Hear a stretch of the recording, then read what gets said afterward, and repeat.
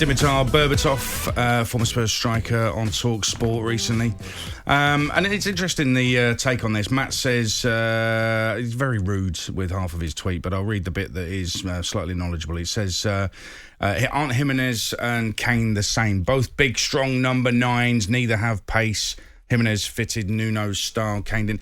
Kane wants to play in a team that bosses the ball, not a team that plays on the break. So if Kane had signed for Wolves under Nuno, we'd all have been a bit surprised, but I would have questioned tactically whether that was the right team for him. I think Jimenez is better than that style of play as well, by the way. That's why a lot of people, before his horrific injury, were talking about him going to a top club. Let's speak to Alistair, who's a Liverpool fan. How you doing, Alistair? Hi, Adrian. Not bad. Coffee, how you doing? Aye, all good. Good. My point tonight was just, it's something I've actually thought for a couple of years, not just this season, last season, but for me, Heung-min Son is Spurs' best and most important player for a couple of reasons. One being that I think Kane relies on Son to help him, whereas Son doesn't need to rely on Kane to help him, if you know what I mean, like assisting and goal scoring. I think as well, and when it comes to like tight situations, Son can get out them better and keep the play going, whereas Kane would either just lose the ball or hit the deck. He doesn't really, and he's all very good at holding the ball up, but when he manages to play off, he plays it backwards. We've got to be very careful here on the criticism of Harry Kane. He's an absolutely great footballer, and he's going to go down in England's greatest. He's the only one who's going to catch Shearer. If anyone's going to catch Shearer, it's going to be Kane, right? He's a great footballer, and I only said last week, we take it for granted a little bit, but I think it was obvious there's a few things that affected that game. The midfield was a massive part of it. Missing Son and what he brings to Tottenham, my see on it is, but Son is such a great player and does offer Kane so much work, because people are scared of Son's pace and his movement and his runs and his intelligent football brain, and Kane as well, and together they are ridiculous. But when he was missing Son, I kind of get what you're saying, but we've got to be very careful. But the criticism of Kane doesn't go too far, because he is a great footballer. Oh no denying it. If he's won 3-4 golden boots, you can't take it away. He probably is England's most natural finisher since Shearer. Probably you can't disagree with that. He's unbelievable. He'd probably fit into 90-95% of teams in the world because of how good he is. I'm not discrediting how good he is, but I think as well it stems from who he's got playing in support. Like on Saturday, was it Winks, Skip, and Højbjerg trying to help him score. I think he got, what did he get, about 3 touches of the ball in the first half? That's just not good enough. But that's all about team selection and style of play as well. I think if you go back to the season before Son arrived at Spurs, Harry Kane's numbers really stood up. 31 in 51. He got all competitions. That's without Son. So yeah, I think they work very well together, but you can't tell me Harry Kane won't do it if Son isn't there. But his role now is slightly different, Eddie. He does come deeper a lot, and that's because the Son's in the side. But still gets the numbers, yeah. You remember Dele Alli played in that kind of Son position. He did the runs that Son does, but now Dele had to be forfeited to fit Son in, but that's been the right choice, because you only have to look at their partnership together. And someone tweets here, and they've got a great point, the defensive pairing of Crystal Palace were outstanding, and they deserve credit on the way they handled the best striker in the Premier League. Let's be honest about it. Without winning games, Patrick Vieira, you could see what he was trying to do with Crystal Palace. And then you get to Saturday, Wilfried Zaha was unplayable. Conor Gallagher was brilliant again. He's like 9 or 10 out of 10 every game, isn't he? And, of course, you got the X Factor coming off the bench, which I know you're going to talk about a little bit later on. But, yeah, defensively, they look more solid. Let's see how it goes. I mean, the reason why we're not banging on about Crystal Palace is the fact they go to Liverpool on Saturday. It's live on talkSPORT too. Let's see how they get on there. And then game after game, you keep taking them. But the good things, absolutely, we'll talk about with regard to Crystal Palace. John's a Spurs fan. How are you feeling about it all, John?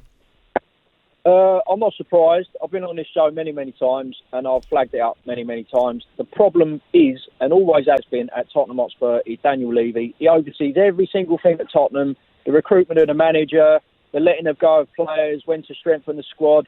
And time again, we've been left short. We've kept a player that don't want to be there, We've employed a manager that was probably fifth choice, and his style of play don't fit with what Levy said about the DNA of Spurs. We're fed up with it. We're absolutely sick to the back teeth of him and his excuses. And the way Spurs are going at the moment, if they played in my front garden, I'd close the curtains and call the police. I hate them. I absolutely hate them now. And every single year, I care less and less about them. And that's what he's done to the club. He's sanitised it to the extent now that I don't want to watch him. I don't want to watch him. And when you play Crystal Palace, right, you expect a bit of fight. I don't think we had a shot on goal, did we? Well, Harry Kane didn't. I know that. No, I mean, I don't think we did full stop in the whole game. I mean, you look at Nuno, right? At the end of the day, I would not have picked him as a manager to come into Tottenham to take us forward. We might as well have kept Pochettino if we're going down this route. We might as well have kept Mourinho and let him build if we're going down this route. We've gone back to square one and beyond now. Every single 3 or 4 seasons, we go 2 steps forward, 10 steps back. And we're just treading water. We're doing nothing. Tottenham are doing nothing. The only consolidate. I mean, you look at it, right? We were 9 points out of the first 3 games. We were lucky. 3 goals scored. Scraped by them games. Everyone's crowing. Arsenal bottom, Tottenham are top. By the time we play Arsenal, they could be level on points with us. We've got Chelsea at the weekend. They'll probably beat us. Arsenal will probably do Burnley. Arsenal will beat us. We're level again. Well, listen, Arsenal only just scraped past Norwich, so we'll get to the Monday Arsenal very shortly. John, it's a passionate call. Just to fill you in on the stats, and they're not good reading for Spurs. They did have an effort on target. They had 2 efforts on goal. These are what the stats are saying, by the way. 18 efforts on goal for Palace to 2 for Tottenham, 4 on target for Palace to 1. And the possession, Palace against Spurs, possession 62% in favour of Crystal Palace. This is the new Spurs, so the fans are going to have to get used to it. Harry Kane is going to have to get used to it, it seems. Paul, a Liverpool fan, wants to talk about Kane. What do you want to say, Paul? Good afternoon, guys. I've had to call in. Darren, I love you most of the time, but if you say that Harry Kane is a great footballer once more, I'm going to have to turn off. Go on then, tell me why. He is a great footballer, I'll say. You're going to have to turn off, mate, because I cannot have you telling me, but he's not a great footballer. Have you not seen this goals he's scored for Tottenham Hotspur? I'm not denying that he's a great goal scorer, mate. He's not a great footballer. You cannot put him in the bracket with Messi and Ronaldo. And with the greatest of respect to him, if you take his penalties out of the equation, and I actually think that Premier League footballers, all of them, should never miss a penalty. Blimey. How many goals would he actually score? Well, Messi's missed quite a few penalties, and he's in a different level. We're not talking Ronaldo and Messi. We're not talking Ronaldo and Messi, are we? We're not talking that great, but he's still a great footballer. Right? There's a difference. They're genius, Messi and Ronaldo, but Harry Kane is a great footballer. I think he's a good footballer. Shearer was a great footballer. How many times have you ever seen Harry Kane dribble past several players and do something spectacular? I've never seen it. I've seen Harry Kane play a 35, 40-yard ball from one side to the other. I've seen him hold up play. I've seen him move his movement. I've seen his goal scoring from inside the box, from outside the box. I've seen a lot of good things to think Harry Kane, I'll say it again, is a great footballer.